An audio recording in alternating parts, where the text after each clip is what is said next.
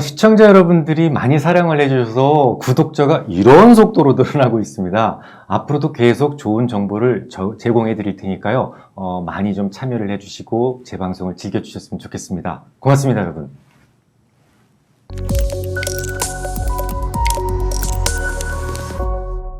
시청자 여러분, 한 주간 편안하셨습니까? 먼저 우리나라를 선진국으로 만드는 데 공헌하신 고 이건희 전 회장님의 명복을 빕니다. 지금 이 글을 쓰고 있는 날은 화요일이에요. 그래서 오늘 다루고자 하는 삼성 지배구조 문제가 가장 궁금해 하실 수 있는 뉴스임에 틀림이 없는데요. 이 방송이 첫 번째 송출되는 목요일 밤 그리고 금요일 새벽에는 다소 진부한 재료가 될 수 있을 것 같습니다. 그래서 오중전의 이야기를 해드릴까도 생각을 했었습니다만은 우리나라 기업들에게는 언제나 공통적으로 나타날 수 있는 일인데다가 이런 일이 있을 때 구체적으로 어떻게 접근해야 되는지에 대해서 한 번 정도는 정리를 해드려야 되겠다라는 생각이 들어서 그대로 강행하기로 했습니다. 우선 이건희 전 회장님은 삼성전자 지분 4.2%, 삼성생명 20.8%, 삼성물산 2.9%, 그리고 삼성 SDS 0.01%를 상속자산으로 남기셨어요. 비록 삼성전자가 4.2%에 불과하지만 전체 상속자산 중에서 무려 82.5%를 차지하죠.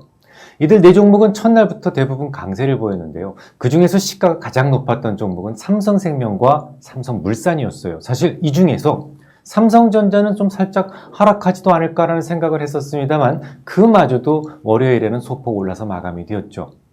고 이건희 전 회장님이 보유하셨던 지분 가치는 총 18조 원 정도였고요. 상속세는 최고 세율이 적용돼서 50%, 여기에 이제 최대 주주 그리고 특수 관계인 지분에 대한 20% 가산율이 붙어서 60%가 됩니다. 만약에 6개월 이내에 자진 신고한다면 3% 공제가 적용받죠. 6, 38, 1.8% 삭감돼서 유효 상속세율은 모두 58.2%가 됩니다. 주식에 대한 상속은 상속 개시일 전후 2개월씩 모두 4개월을 통산을 해서 계산되기 때문에 내야 될 상속세는 앞으로 주가 변화에 따라서 등락이 있을 수가 있어요. 하지만 대략 11조 원에 육박할 것이다 라고 시장에서는 예상하고 있습니다. 본격적으로 오늘 말씀드리기 전에 팩트 하나를 짚고 넘어가죠. 우리나라의 상속세율은 OECD 국가 중에서 압도적인 1위입니다. 이 수십 년 동안에 걸쳐서 선진국들은 상속세를 폐지하거나 혹은 축소하는 흐름을 보여왔었는데요. 전체 세수에서 차지하는 비중도 낮고 또 준비되지 않은 상승이 발생할 경우에 자칫 기업의 어떤 영속성의 문제를 야기시킬 수도 있기 때문이었어요.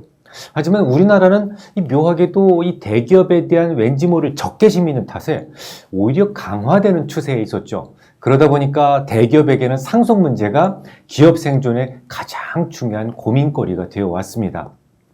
언제나 최선순위에 두고 수십 년에 걸쳐서 준비를 하게 되죠. 간단하게 예를 한번 들어볼까요? 고 이건희 전 회장님께서 삼성전자를 직접 보유하셨다면 어떤 결과가 나타났을까요? 전체 상속자산에서 삼성전자에 대한 지분은 고작 4.2%에 불과한데요. 이게 만약에 42%였다면요. 상속세로만 200조를 내야 되지 않습니까?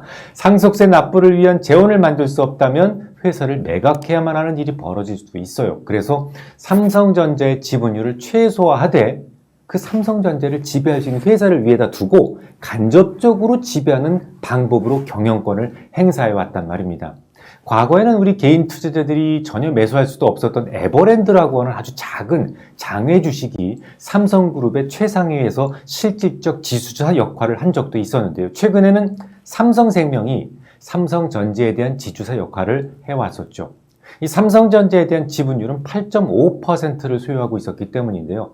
그러면 삼성생명만 이건희 회장님이 가지고 계시면 되겠죠. 그래서 이건희 회장님이 삼성생명을 20.8%를 보유합니다. 그래서 실질적인 지배권을 행사할 수 있었던 것이죠. 여기까지만 말씀드리고 시장에서 예측하고 있는 시나리오, 예상 시나리오를 먼저 말씀드리도록 하죠. 첫째, 이건희 전 회장님의 지분 4.2%를 몽땅 공익법인에 출연할 것이다 라는 주장이 있어요. 얼뜻 보면 좀 말도 안 되는 주장 같지만 잘 들어보면 또 그럴듯합니다. 우선 공익법인에 대한 5% 미만 지분 출연에 대해서는 상속세나 증여세가 면제될 수 있어요. 상속세를 엄청 줄일 수가 있죠. 좀 더 구체적으로 말씀을 드려서 이건희 전 회장님의 지분은 모두 4.2%라고 말씀드렸어요. 이거 모두 공익법인에 출연한다면 그 자체가 5% 미만이기 때문에 전체 상속가액의 무려 82.5%를 줄일 수 있단 말이죠. 그럼 2조 남짓한 세금만 납부하면 된단 말인데요. 이미 상속재원을 3조 5천억 이상 리저브해 두었기 때문에 별 부담 없이 상속이 진행될 수 있습니다. 에이, 말도 안 돼, 박 이사. 그깟 상속세 줄이자고 지분을 포기하겠니? 라고 하실 수가 있겠는데요. 저도 그렇게 생각을 했었는데 사실 최근 공정경제 3법이 통과된다면 이 방법을 선택할 가능성도 배제할 수 없다는 것이 업계의 주장입니다. 공정경제 3법에 따르면 공익법인 보유 계열사 지분 의결권을 특수관계인 포함해서 15% 한도로 제한하겠다는 내용이 들어있거든요. 현재 삼성전자에 대한 최대 주주 및 특수관계인 지분이 21.1%예요. 지분을 가지고 있어도 15%밖에 권리를 행사할 수 없다면 굳이 엄청난 상속세를 내가면서 보유를 고집할 필요는 없다는 얘기죠. 그 지분만큼 좀 보다 안전한 공익법인에 두어서 적대적 M&A로부터 안전을 도모할 수만 있단 말이죠. 두 번째 과정은 오너 3세가 대주주로 있는 삼성물산에 증여하는 방안입니다. 이 첫날 삼성물산이 강하게 상승했던 이유가 될 수 있는데요. 하지만 이 방법에도 문제점이 없진 않습니다. 이 증여라고 하는 것은 살아있을 때 하는 거고 상속은 죽었을 때 하는 거잖아요. 근데 개인이 법인에게 상속을 한다. 이건 불가능하죠. 하지만 앞서 거론해드렸듯이 우리네 재벌가는 수십 년에 걸쳐서 상속에 대해서 고민하고 또 고민합니다. 기업의 존폐 문제와 직결되어 있기 때문이죠. 이건희 전 회장님이 병상에 있을 때 미리 증여하겠다라는 어떤 유언장을 써두었다면 간단하게 해결될 수 있다는 말입니다. 세금 면에서는 공익법인에 대한 증여에 비해서 많이 불리할 수밖에 없죠. 재벌 3세가 부담하는 세금이 다소 감소할 뿐이지 법인 증여에 대한 법인세를 또 내야 된다는 점이 문제가 있어요. 또 오너들 3세들도 역시 특정 법인과의 거래를 통한 이익증여 의제 규정이 적용돼서 증여세가 과세될 수도 있고 말이죠. 하지만 이런저런 세금을 모두 더해도 3세들이 직접 부담해야 되는 상속세보다는 일단 작을 수밖에 없는 것이 개인 자산에서 내야 될 돈을 법인 자산에서 일부라도 대납이 가능하다는 특징 때문에 그렇습니다. 게다가 3세들이 보유하고 있는 지분은 삼성물산에서 가장 높기 때문에 삼성물산의 가치가 상승함으로써 자연스럽게 3세들에게 그 권리가 이전될 수도 있단 말이죠. 마지막으로 세 번째는 3세들에 대한 직접 상속이 있을 수가 있겠습니다. 좀 전에 제가 삼성전자는 좀 하락할 것으로 보았다는 말씀을 드렸었는데요. 이건 직접 상속과 관련된 가능성 때문에 그렇습니다. 주식 관련 상속세는요, 사망을 기점으로 전 2달, 후 2달, 요거 통산으로 기준시가로 결정되기 때문에 그래요. 당연히 전체 주식 상속 자산 가운데서 무려 82.5%에 달하는 삼성전자의 주가는 향후 2개월간의 흐름에 따라서 상속세를 더 낼 수도 있고 덜 낼 수도 있다는 말이죠. 고의로 일부러 찍어 누를 이유에 없겠습니다만 피상속인들의 입장에서는 주가가 오르는 것이 당연히 싫어질 수밖에 없죠. 물론 직접 상속에는 과도한 상속세에 대한 부담이 가장 큰 문제입니다. 하지만 역시 이에 대한 준비도 어느 정도는 되어 있을 거라고요. 실제로 이미 상속세를 위한 재원을 약 한 3조 5천억 정도는 미리 마련해 뒀다라고 시장은 판단하고 있어요. 그럼 대략 한 7조 원 정도로 어서 더 만들어야 된다는 건데요. 5년간 연부연납제를 이용한다라고 한번 가정해 보죠. 이부진 씨, 이서진 씨, 이재용 씨, 홍라희님, 이 모든 분들이 보유하고 있는 삼성 전체 그룹으로부터 1년에 대략 한 6천억 정도의 배당을 받고 있다고 알려지고 있어요. 이를 5년 동안 모아서 대략 3조 정도를 확보할 수 있습니다. 여기에 이미 확보해둔 재원 3조 5천억을 더한다면 한 4조 원 정도가 부족하죠. 그래서 이 부족분을 메우기 위해서 삼성그룹은 향후 5년 동안은 배당을 높일 것이다 라고 하는 것이 시장의 생각인 것 같습니다. 얼마 전 LG의 구회장님이 돌아가시고 광무 씨가 상속을 받았을 때도 결국 배당을 늘리려는 시도를 했고 그 때문에 LG그룹주들 일부가 대부분 상승을 좀 보였었죠. 배당 성장 할인 모형이라는 게 있어요. 배당 가치가 올라가면 적정 주가 수준도 역시 따라서 올라가기 때문이죠. 이 삼성그룹주 역시 비슷한 과정을 밟게 될 것이다 라는 점이 시장의 전반적인 컨센서스였습니다. 자, 여기까지가 시장 생각이고, 자, 이제부터는 제 생각을 좀 가미해서 조금 더 깊숙하게 들어가 보겠습니다. 우선적으로 고려해야 되는 것이요. 금산분리법이 지배구조에 미치는 영향을 먼저 아셔야 됩니다. 앞서 거론해드렸듯이 삼성전자의 최대 주주는 누구라고요? 삼성생명입니다. 삼성전자의 지분을 무려 8.5%나 보유하고 있어요. 이를 통해서 간접 지배 형태를 고수해 왔었는데요. 이건희 회장님의 시대에는 금산법이 없었기 때문에 이게 가능한 일이었죠. 하지만 지금은 금산법의 시대이기 때문에 이 방법은 어색해졌습니다. 그럼 이쯤에서 금산법이 뭔지를 간단하게 설명을 드려야 될 것 같아요. 만약에 삼성전자가 국민은행을 보유한다면 어떤 일이 벌어질까요? 국민은행이 자회사예요. 그럼 인사권을 가지고 있다는 얘기인데 임직원한테 슬쩍 압박을 넣어서 싼 금리로 조달받을 수 있겠죠? 시중금리가 예를 들어 3%인데 자회사인 금융회사를 압박해서 0.3%에 조달받을 수 있다면 심각한 문제가 발생할 수도 있다는 얘기가 됩니다. 그래서 금융산업과 일반 비금융산업은 반드시 분리되어야 된다라는 것이 금산법의 취지예요. 심지어 금산분리법에 의해서 금융지주회사는 금융지주회사법으로 그리고 또 비금융지주회사는 공정거래법으로 규제가 되어 있습니다. 완전히 판이 다르다는 얘기죠. 다시 말해서 이건희 전 회장님의 시대에는 삼성전자를 지배하고 있는 삼성생명을 20.8% 보유하면서 이 삼성전자에 대한 직접 간접 지배가 가능했었어요. 삼성생명은 금융사이고 삼성전자는 비금융사잖아요. 그러니까 삼성생명은 금산분리 원칙에 의해서 삼성전자를 지배할 수 없습니다. 물론 지배할 수 없다는 것이지 투자할 수 없다는 것은 아닙니다. 지배가 아닌 투자의 범주 안에 있기 위해서는 일대 대주주의 터울을 벗어내야만 됩니다. 이 부분을 일단 단단히 기억해 두세요.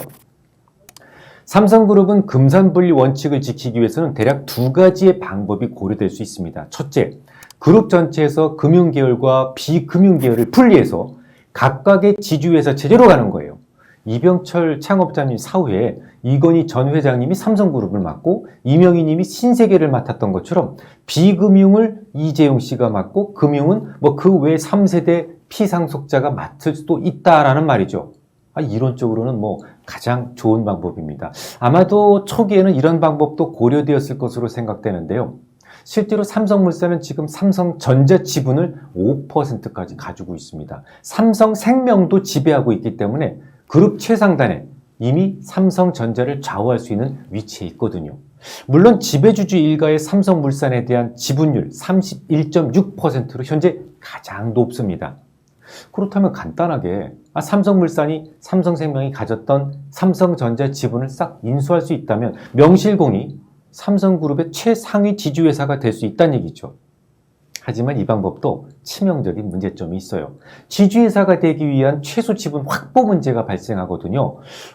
대략 한 20%의 지분을 확보해야만 하는데 지금 그렇다는 얘기고 이번 국회에서 30%로 수정될 가능성도 있어요.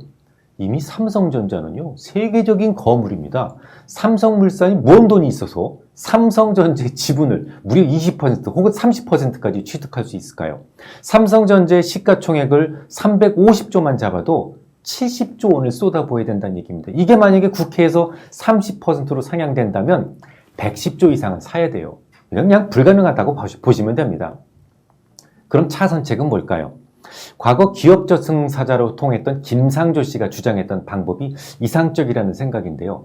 법에 저촉되지 않는 범위 내에서 삼성전자의 지분 일부를 삼성생명에 그대로 남겨두고 일부만 삼성물산이 수용하는 방법이 있어요. 좀 더 자세하게 설명을 드려볼까요? 일단 삼성생명이 인적 분할을 합니다. 그래서 금융지주회사를 먼저 설립을 해요. 당연히 자회사인 삼성생명도 결국은 금융사이기 때문에 비금융사인 삼성전자를 지배할 수는 없어요. 자, 지배할 수는 없지만 투자 목적으로서의 지분 매입까지 불가능한 것은 아닙니다. 지배가 아닌 투자가 되기 위해서는 삼성물산보다도 더 지분율이 떨어져야만 돼요. 일대 주주가 되면 안 된다는 얘기예요. 삼성생명이 가진 지분 중에서 대략 2%를 덜어내서 삼성물산에 넘기는 겁니다. 이게 핵심이에요. 지금은 일대 주주가 삼성생명이지만 요걸 삼성물산으로 바꾸는 거죠.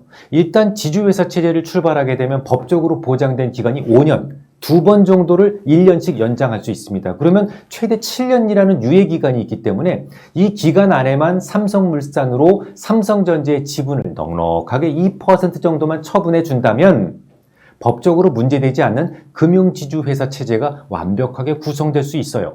삼성물산 입장에서도 한 방에 70조 원을 쏠 수는 없지만 7년이라는 유예기간 동안에 7조 원이라면 뭐 그다지 부담되는 수준은 아니죠. 이런 방법이라면 투자 지분도 모두 살아있기 때문에 피상속인들의 삼성전자에 대한 지배력을 온전히 유지할 수도 있고요. 물론 여기에도 문제점 작은 게 하나 더 있어요. 현재 삼성물산이 가진 삼성전자 지분은 몇 %? 5% 정도인데요. 모두 취득한 이후에는 지분이 7%가 됩니다. 명실공히 삼성전자의 최대 주주가 되죠. 2% 넘긴 삼성생명은 6.5%로 하락하게 되고요.